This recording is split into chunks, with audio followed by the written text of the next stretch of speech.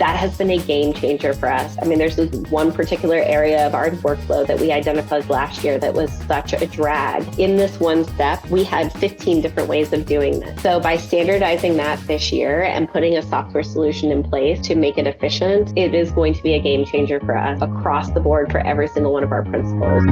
Having your standard operating procedures, having them in place going into tax season. If you don't have them, that's okay. Make sure that you're creating them after the tax season and use this tax season to start documenting that. What does it look like? What is your standard operating procedure as you go through the workflow? And if you have those in place, you can figure out where it broke. And then post-tax season, now you have the notes to be able to say, wow, that didn't work, or maybe it did work, but it didn't work as well as we would like. And we can find more efficiency here. There's a software we can plug in here. There's a way we can automate this. We duplicated work in this one step. Let's eliminate that duplicate work so that we're creating more efficiencies and we're creating more capacity for the following year. SOPs are so vital. And, honestly, we didn't even have super solid ones in place until this last year. And that has been a game changer for us. And for me as tax director to be able to literally hone in and say, I mean, there's this one particular area of our workflow that we identified last year that was such a drag. And not only because it was creating duplicative work, but also because in this one step, we had 15 different ways of doing this. So by standardizing that this year and putting a software solution in place to make it efficient, it is going to be a game changer for us across the board for every single one of our principals and every single one of the practices at Dark Horse. That would be my number one tool to use in order to